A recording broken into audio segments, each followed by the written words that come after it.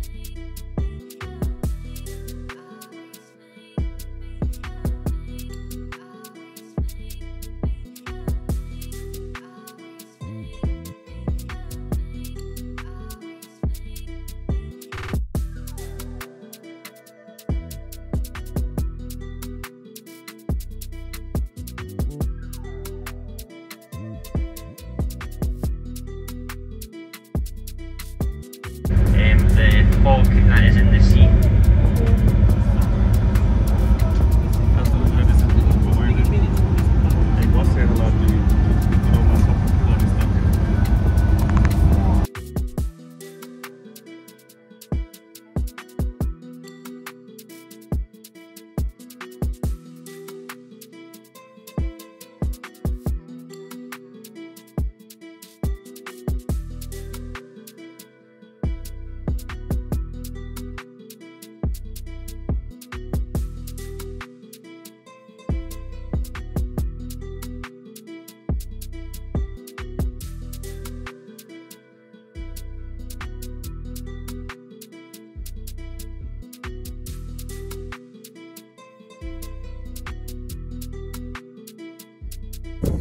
Hello everyone, আমরা আমাদের first স্টপটা এসেছি। সেটা হচ্ছে লিন্ডেস ফার্ম, যেটাকে হলি আইল্যান্ডও বলা হয়। এডিনবরা থেকে অলমোস্ট 70 কিলোমিটার্স বাইরে। তো এখানে এই আইল্যান্ডটা দিনে 4 ঘন্টায় শুধু অ্যাক্সেস করা যায়। এবং আমাদের পিছনে যেটা দেখতে পাচ্ছেন সেটা হচ্ছে গিয়ে এখানকার লিন্ডেস ফার্ম যে ক্যাসেলটা। এবং হিস্টোরিক্যালি লিন্ডেস ফার্ম হচ্ছে ক্যাথলিক ক্রিশ্চিয়ানিটির স্কটল্যান্ডের একটা খুব ইম্পর্টেন্ট অংশ। এখানে লিন্ডেস ফার্ম গসপেলগুলো লেখা ছিল। এবং হিস্টোরিক্যালি জায়গাটা এতটাই সিগনিফিকেন্ট যে ভাইকিংস বলে যে সিরিজটা হয়েছিল, অনেকে দেখেছেন ভাইকিংস বলে যে সিরিজটা, যেখানে অ্যাথেলস্টান বলে যে প্রিস্টটা ছিল, that is actually the character of Godpot, যেটা হচ্ছে এইখানে গসপেলটা তৈরি করেছিল। এবং ভাইকিংসরা যখন 700 AD-তে প্রথম ইংল্যান্ড বা এই এরিয়াটাকে অ্যাটাক করে, this was the first place যেখানে ওরা এসে ফার্স্টে আসে এবং ধ্বংসটা স্টার্ট করে। এবং এখান থেকেই নর্থাম্ব্রিয়া, মার্সি, এই জায়গাগুলো ভাইকিংসরা প্লান্ডার করে ফর মোর দ্যান 200 ইয়ার্স। তো হিস্টোরিক্যালি খুবই সিগনিফিকেন্ট এটা হোলি আইল্যান্ড। এবং পিছনে ক্যাসেল। আমরা অত দূর হেঁটে যেতে পারবো না, কারণ টাইমটা খুব কম। তো আমরা এখন ডাইরেক্ট চলে যাবো প্রিয়েরে, যেটা হচ্ছে গিয়ে the first religious area of Northumbria, যেটা ভাইকিংসরা ডিস্ট্রয় করে। খুব ঠান্ডা, আর এরিয়াটাই হচ্ছে পুরো নর্থ সি দিয়ে ওয়েদার ঠান্ডা নয়, কিন্তু খুব পাশে আর পুরো চারদিকটা খোলা। প্রচন্ড, বুঝতেই পারছেন আমার ছবি যাচ্ছে, প্রচন্ড হাওয়া। তো আমরা So this was brought to you by Daily Swat, one of the holiest Christian areas, religious pilgrimage areas in the world. আমরা এখন মনেস্ট্রির দিকে হেঁটে হেঁটে যাচ্ছি। ওই প্রচণ্ড ঠান্ডা এরিয়াটার থেকে চলে এসেছি। এখানে ওয়েদার একটু মানে এই জায়গাটার ওয়েদারটা একটু ঠান্ডাই আছে, যাতে মানে খোলা তো, সমুদ্র তো হাওয়া দিচ্ছে। তো যাই হোক আমরা মনিস্ট্রির দিকে এখন হেঁটে হেঁটে যাচ্ছি, চলুন আমাদের সাথে।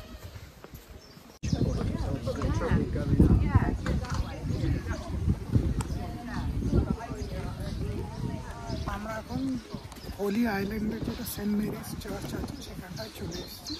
ওদের প্লেভিয়ারটা দিয়ে এন্ট্রি নিতে হবে এবং ওই সাইডের মধ্যে যেটা এখানকার পেট্রন সেন্ট ফাটবল তোমার স্ট্যাচু বানানো আছে। চার্চটা এখন kind of active but mostly ইনঅ্যাক্টিভই থাকে। তো চলুন এই এরিয়াটা আমরা একবার ঘুরে দেখি।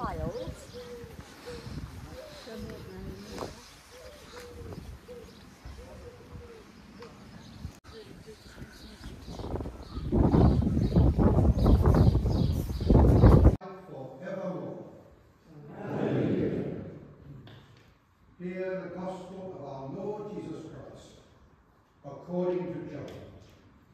Glory to you.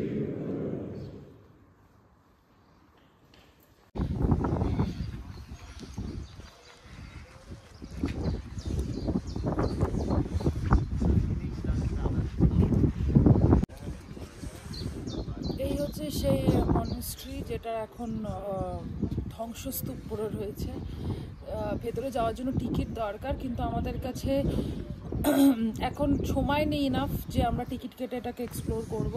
তাই জন্য ভাবলাম যে এটা আপাতত বাইরে থেকে দেখি, ভিউটার মজা নিলাম।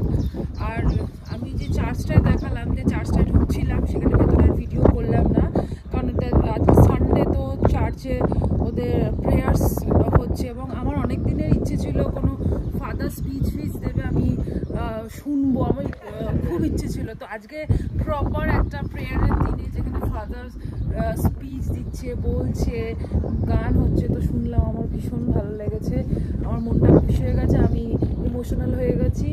তো যাই হোক আমি আবার বাসের দিকে এগোই, কারণ আমাদের কাছে আর 15 মিনিটস রয়েছে, সো আমরা লেট হয়ে যাবো। So let's go.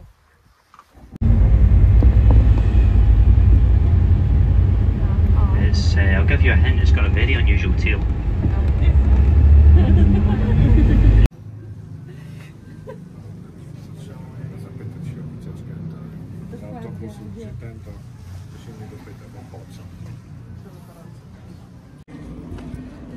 হ্যালো, তো আবার আমরা চলে এসেছি অ্যালভিন ক্যাসেলে। অ্যালভিন ক্যাসেল হচ্ছে I think one of the biggest private castles, still own by Percy family. ওরা এখানেই থাকছে, অবশ্য ওদের সাথে দেখা হবে না, আমরা ক্যাসেলটা দেখবো। এবং ক্যাসেলটা হচ্ছে ক্যাসেল অ্যান্ড গার্ডেন্সের টিকিটটা আমরা কেটেছি। এটাই আমাদের মেন অ্যাট্রাকশন আজকে। অনেক কিছু ভিতরে অ্যাক্টিভিটি করার আছে, সাথে সাথে চলুন ঘুরে দেখবো। পুরোটাই প্রাইভেট ক্যাসেল, ভিতরে সব কিছু ফেসিলিটিস আছে। তো দেখা যাক কেমন জায়গাটা।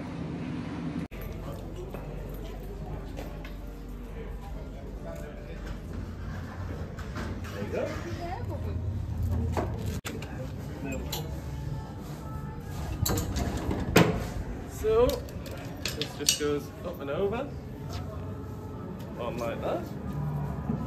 Excellent. Now, up next for you, we will have to go for a crown, if that's okay. Are you happy with a crown? Excellent. So that goes on like that.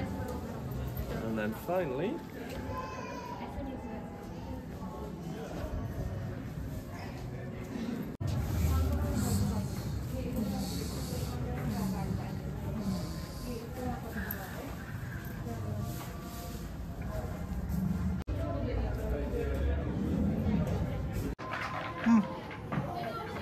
আমি ক্লেগুলো দিয়ে একটা কিছু ওই স্ট্যাম্প বানাচ্ছি, যেটা নিজে বানাবো। ওটা ড্রাই হয়ে যাওয়ার পর প্রবাবলি নিয়ে চলে যেতে পারবো। তো হ্যান্ডমেড মানে নিজে বানাতে পারবো। স্ট্যাম্পগুলো দেওয়া রয়েছে, ক্লেগুলো কিন্তু ছাপিয়ে নিজের মতো করে। তো ওটা করে দিচ্ছি, আমি এবার বাকিটুকু করবো। Now very carefully, otherwise it's only, we're going to pull that slip, put it into your horn and your feather. You only need this bit for the feather. This bit is just to show you it's a feather. And this is going to serve like medieval pipe bars. কি বলছি?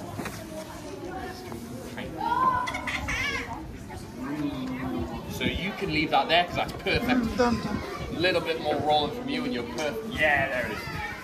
Good on you. your approach, so you can stop. Would you like a little hand from one of your brothers or myself? What would you like? Circle shield. The shield wins again. It's a shield family. So, we stamp this down with all your might, and you can use the rolling pin to really push it down as well. So you... Bam, perfect. Rolling pin can help as well. Bam. Yeah, you got it.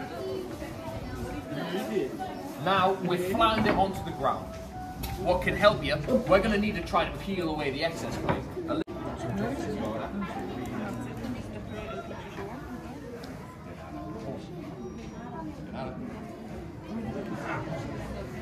Careful, because you are going to reactivate the moisture in the clay because you're using water. As for what colour, that's completely up to you. Now I've got gloves on, but you use your... My bold knights! Dragons!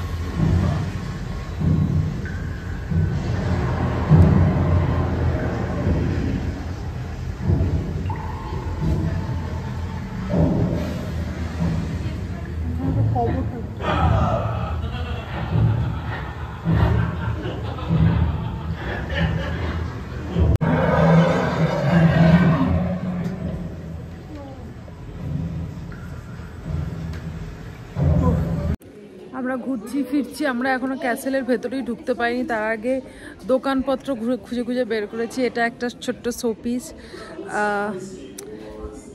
Harry Potter special. না মানে না দেখলে জিনিসটা মানে uniqueness আছে কতটা, তাই না সুরজিৎ?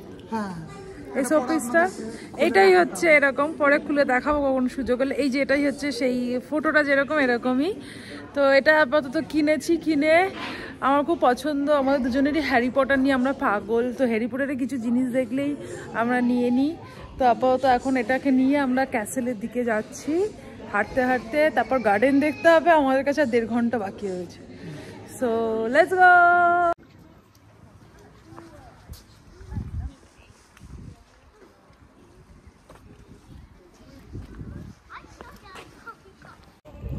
আমরা এখন অ্যালনি ক্যাসেলের একটা ইস্ট এন্ডটায় এসেছি। তো এই সাইডে গার্ডেনটা, তো এই জায়গাটা আমি বলবো তোমাকে দেখাতে একটু।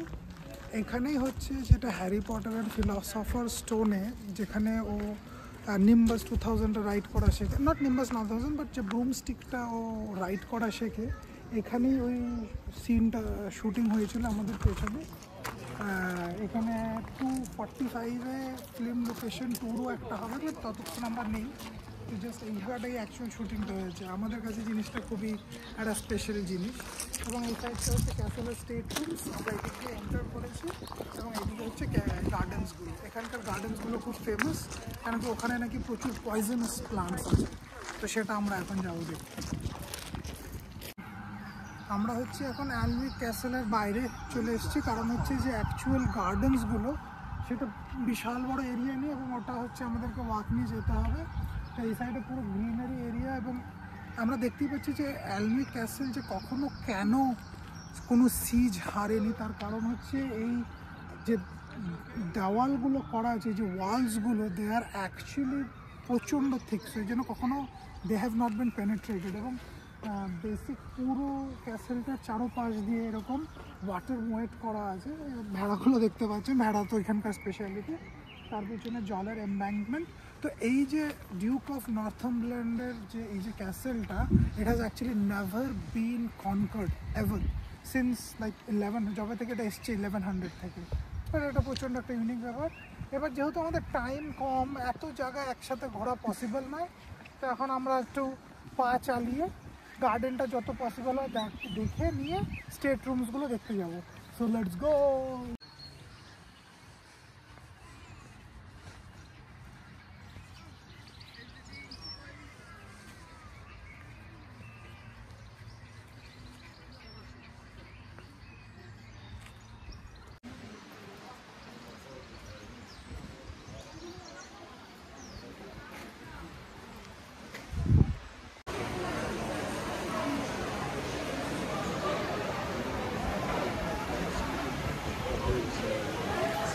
গার্ডেন এরিয়াটা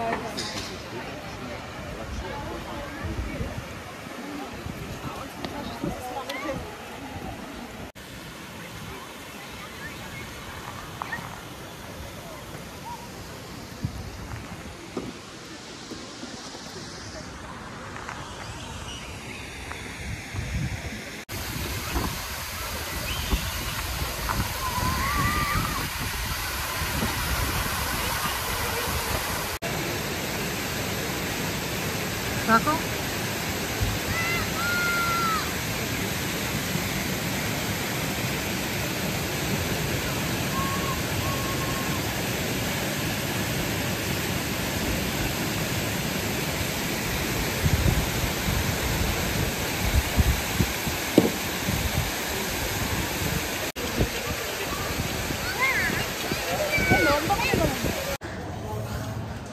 হাই, লিটল আপডেট। আমরা এখন হালকা করে একটু পেট পুজো করছি।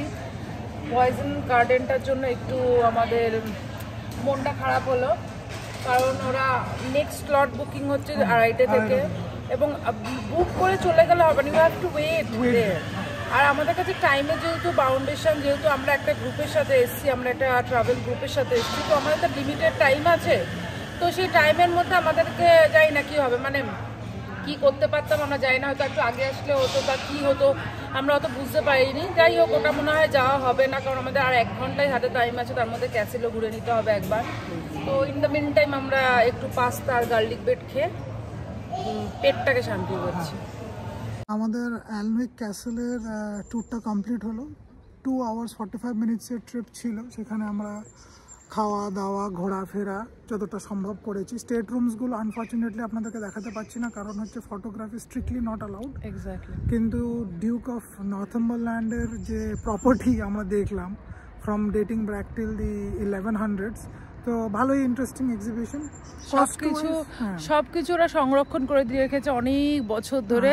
আমি বলেছি আমার শাশুড়ি মাও এরকম করে, মানে সুরজিতের মা সব জমিয়ে রেখেছে। আমি বললাম যে ওনারা স্টিলের ভবিষ্যৎ জেনারেশন এই যে জিনিসগুলো সংরক্ষণ করা হয়েছে, প্লিজ মিউজিয়ামে রেখো।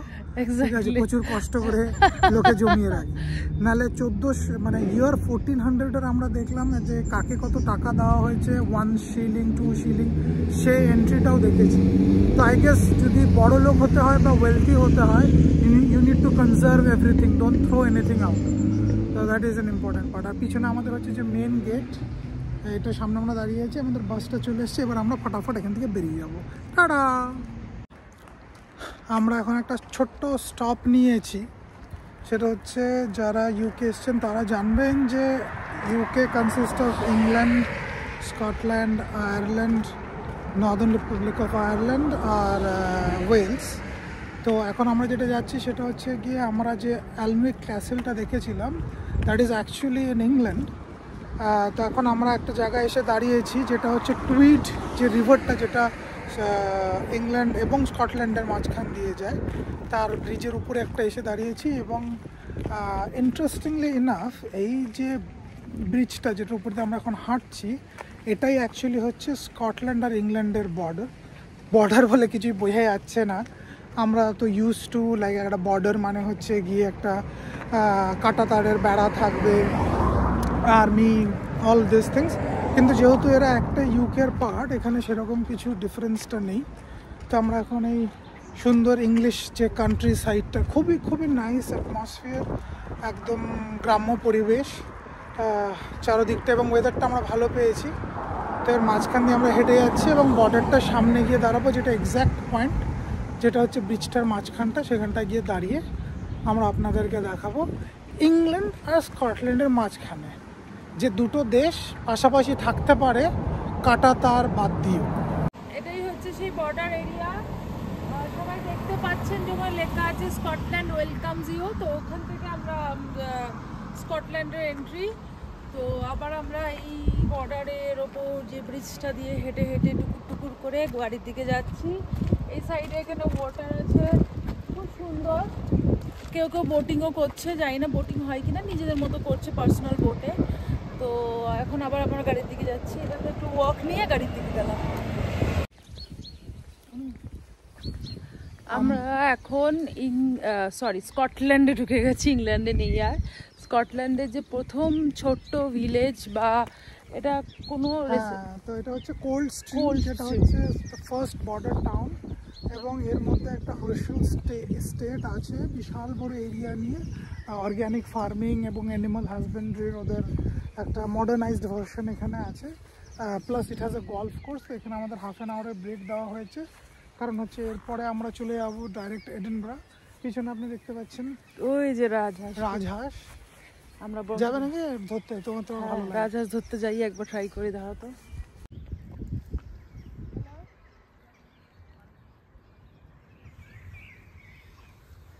রাজহাঁসকে ধরাটা একদমই ঠিক না, কারণ রাজহাঁস কিন্তু মানে কামড়ে দিতে পারে। আমি ধরতে যাইনি, আর ওরা প্রচণ্ড ভীতু হয়, ওরা অটোমেটিকলি চলে যাচ্ছে। কিন্তু আরও খুব সুন্দর লাগছে এই জায়গাটায়। সুরজিৎ চলো একটু ওদিকে, এখান দিয়ে দেখো রাজহাঁসগুলো চলে বেড়াচ্ছে জলের মধ্যে, ওই দেখো।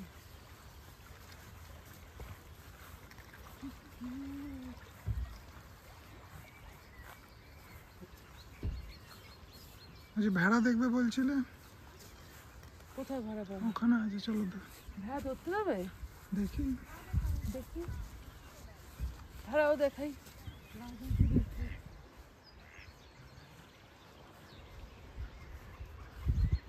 কি সুন্দর চলে বেড়াচ্ছে এটা।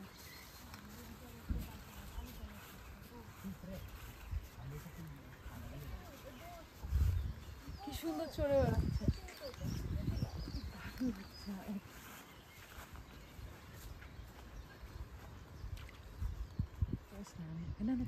খাবার খুঁজছি,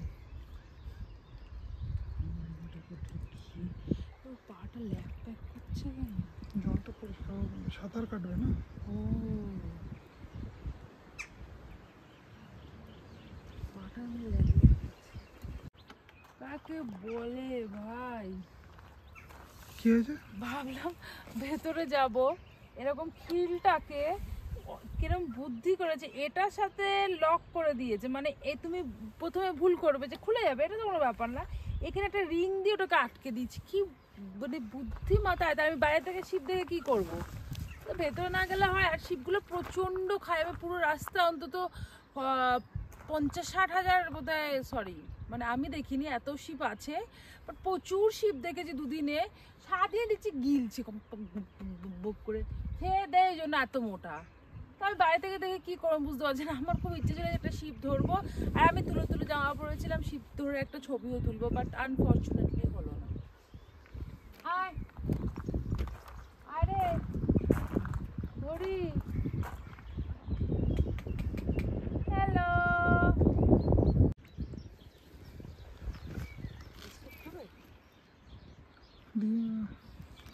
আছে দেখে এই দেবোটা আছে, এক পিস আর একটা। হ্যাঁ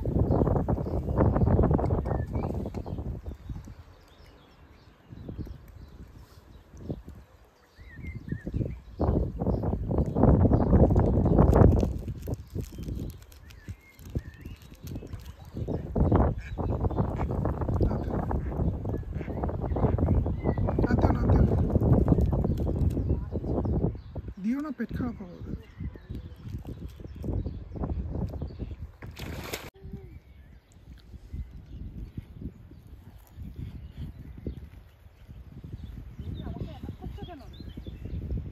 দাঁড়িয়ে থাকো চুপচাপ।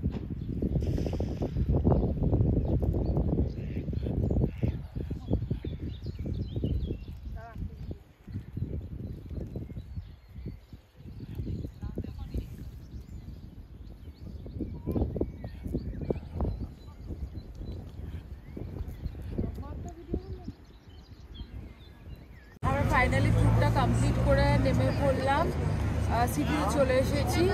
এখন আমাদের প্ল্যান হচ্ছে যে আমরা সিমেট্রিটাতে যাব, যে স্পেশাল সিমেট্রিটা এখানে রয়েছে, যেখানে বিভিন্ন যাদেরকে বাড়ি করা হয়েছে অনেকের নাম অনুসারে, হ্যারি পটারের অনেক ক্যারেক্টারের নাম জেকে রাউলিং করেছিল।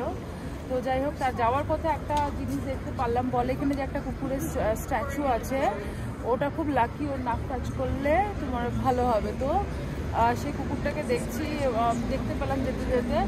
ওর নাম হচ্ছে ববি। ববি হচ্ছে নামটা ফেমাস, তো তোকে টাচ করলে বলে লাভ ফিরে আসে। আমি এমনি অনেক কুকুর টাচ করতে ভালোবাসি, বাট একে এমনি টাচ করলাম just for a good lakh.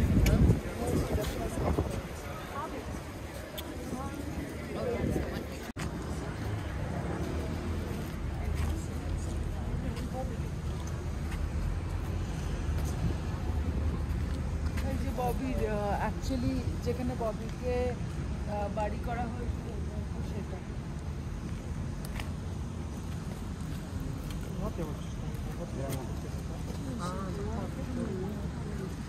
আচ্ছা, একটা সুন্দর জিনিস লেখা আছে, a lesson to us all। সুন্দর একটা জিনিস লিখে রেখেছে। ও মারা গেছিল 14th জানুয়ারি 1872-তে। ওর তখন বয়স ছিল 16 ইয়ার্স। এটা এত রেসপেক্ট দিয়ে জিনিসটাকে করেছে, রিয়েলি গ্রেট।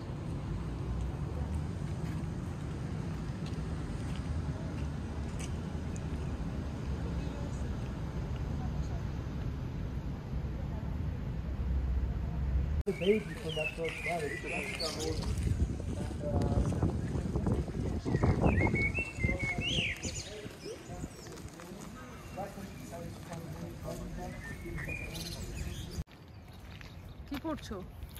আমরা অ্যাকচুয়ালি গ্রে ফেয়ার সেমেটারির ভিতর দিয়ে ফ্লোডেন ওয়ালটা আছে। ফ্লোডেন ওয়াল হচ্ছে গিয়ে এডিনবরার একটা, যখন হয়েছিল একটা বৈশিষ্ট্য, তো যখন 1500 ইংলিশরা ঢুকছিল তখন ওদেরকে আটকানোর জন্য পুরো এডিনবরা সিটিটাকে এরকম এই ফ্লোডেন ওয়াল দিয়ে কভার করে দেওয়া হয়েছিল। 7 মিটার টল, যেটা ডিটেল আমি এখন দেখলাম 7 মিটার টল এটা।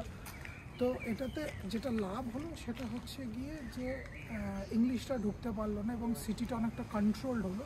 কিন্তু যেটা প্রবলেম হলো, ওয়ালের বাইরে কেউ থাকতে যাওয়ার কোনো ইন্টারেস্ট করলো না। সেই জন্য ওয়ালের ভিতরে এই যে এরিয়াটা ওল্ড টাউনে দে স্টার্টেড বিল্ডিং স্কাইস্ক্রেপার্স। আর তখনকার দিনে 12 তল 13 তল উঁচু উঁচু স্কাইস্ক্রেপার একটা বানালো এরা। এবং বানানোতে প্রবলেম যেটা হলো যে sanitation, water supply, food supply সব এখানে খুব প্রবলেম হলো। তাতে কী হলো, যারা খুব গরিব লোকজন এডিনবরার, তারা পভার্টিতে মারা গেছে এবং তাদেরই কারণে এই যে সেন্ট মেরিজ ক্লোজ বা সাউথার্ন ভল্ট এই জায়গাগুলোতে অনেক ঘোস্ট স্টোরিজ আমরা শুনতে পারি। তো এই যে Flodden Wall is basically the reason why Edinburgh is considered one of the most haunted places in the world. হ্যাঁ, কী করছে? গাটা ছমছম করছে না এখন এখানে ডেড বডির মাঝখানে না, এখন এখানে নেই মানে দেখি এত ডেড বডি লক্ষ লক্ষ এখানে দেখতে পাচ্ছি, শয়ে বাড়ি হয়েছে। তো ভূতের ব্যাপারটা নেই, তো গাটা ছমছম করছে না। সবচেয়ে বড় যেটা হন্টেড ইন আওয়ার লাইফ সিরিজে যেটা দেখিয়েছিল যে এডিনবরাতে এত কেন ঘোস্ট স্টোরিজ হয়, তার একটা কারণ হচ্ছে পকেট অফ এয়ার্স। বিকজ সিটিটা এতটা কনজেস্টেড ওল্ড টাউন যে খুব পকেট অফ এয়ার্স হয় এবং খুব জোরে যখন হাওয়া দেয় তখন একটা ইরি একটা সাউন্ড তৈরি হয় এবং সেই সাউন্ডটার জন্যই এই ফিলিংটা হয়। মানে তোমার ভূতের ব্যাপারটা হচ্ছে যে সেন্সেশন, না, এই সেন্সেশনটা পাওয়া যায়, ভূত আছে। হ্যাঁ, যেটা বলতে ভুলে গেলাম যে Greyfriars churchyard is also quite famous for shooting. Harry পটারের যে গ্রেভিয়ার্ড সিনটা আছে সেটা এখানেই শট হয়েছিল। তো বুঝতেই পারছেন হিস্টোরিক্যালি খুবই সিগনিফিক্যান্ট। এবং যারা এখানে আসছেন এডিনবরা ঘুরতে, আমি তো ডেফিনেটলি বলবো যে গ্রেফেয়ার্স চার্চটাকে একটু দেখে যেতে, সেমেট্রি চার্চ, অ্যান্ড অফকোর্স ববিকে তো একটু আদর করতেই হবে, সো কিউট। হ্যাঁ বলো। আমরা অ্যাকচুয়ালি এখন ফ্লডেন ওয়ার্ল্ডের এই পাশটায় এসেছি, এবং যেটা আমি ঐন্দ্রিকেও বলছিলাম যে বারিয়াল রিচুয়ালস যেটা থাকে ক্রিশ্চিয়ানিটিতে 3 রকমের হয়। যারা হচ্ছে গিয়ে মিডল ক্লাস লেভেলের লোক, তারা কি করে একটা প্রপার্টি কেনে চার্চ গ্রাউন্ডে, এবং তাদের বংশের পর বংশ যারা যারা মারা যায় একের পর একে দে স্ট্যাকিটা। আরেকটা হচ্ছে যেটা আমরা এখানে দেখতে পাচ্ছি, who are like the affluent families and everything, তারা কি করে এরকমভাবে এরিয়া একটা ওরা কেনে বা kind of take from the church, কেন কি ওরা চার্চের খুব বড় বড় প্যাট্রনস হয়, তো চার্চ ওদেরকে অ্যালাউ করে এরকম একটা এরিয়া। এবং এই যেরকম একটা area, it belongs to the Borthwick family, এবং বটউইক ফ্যামিলির ফর 400 ইয়ার্স ওদের যারা যারা এখানে মারা গেছিলেন তাদের বডিগুলো এখানে বাড়ি করে।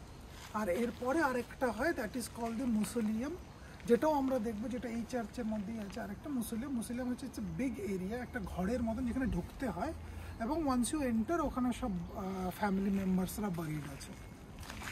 তো এই গ্রেফেয়ার চার্চে আমরা 3টেই দেখতে পাচ্ছি। আর এখন আমরা যাচ্ছি থমাস রিডলের গ্রেভ দেখতে, which is actually the name, যে নেমটা থমাস রিডল সেটা হচ্ছে ইন্সপিরেশন ফর জেকে রোলিং। উনি এই জায়গাটায় খুব ঘুরতে আসতেন যখন বইটা লিখছিলেন, তো ওই যে থমাস রিডল নামটা উনি বলেছেন নিজের সাক্ষাৎকারে যে উনি এইখান থেকে নিয়েছেন, বাট এই গ্রেভের সাথে লর্ড ভলডেমর্টের কোনো রিলেশন নেই।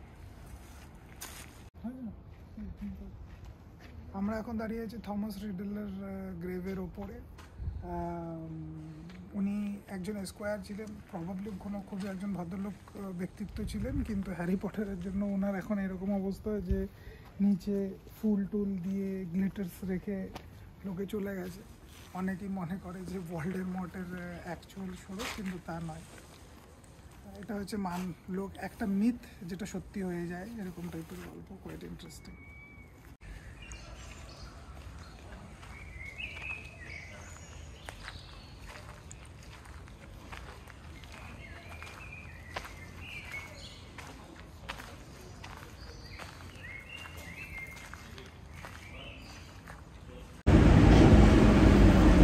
আমরা গ্রেভের সেমেট্রিটা দেখে হাঁটতে হাঁটতে একটু পিজা নিলাম। আমাদের ডিনারের প্ল্যান হচ্ছে পিজা, বাইরে হোটেলে ফিরে গিয়ে আরামসে ফ্রেশ হয়ে খাওয়া দাওয়া করবো। এখন বিকেল 4:30 কিন্তু বাইরে খুব আলো, আমরা আমাদের ফাইনাল বাসে উঠে পড়েছি, ডাইরেক্ট আমাদেরকে আমাদের হোটেলে নামিয়ে দেবে। আশা করি আজকের ব্লগটা আপনাদের সবার ভালো লেগেছে। কালকে আমাদের কোনো অ্যাজ কোনো ট্যুর গাইডের সাথে প্ল্যান নেই, কালকে আমরা নিজেরা ঘুরবো। ঘোস্ট ট্যুরটা নেওয়ার কথা ছিল, কিন্তু আমরা একটু এক্সপিরিয়েন্স করলাম ওখানে গিয়ে যে এটা অ্যাজ কিছু না, ভয় দেখানো। একটা গ্রুপের সাথে আমরা কিছু ফলো করলাম, তো বেসিক্যালি ওরা জাম্প স্কেয়ার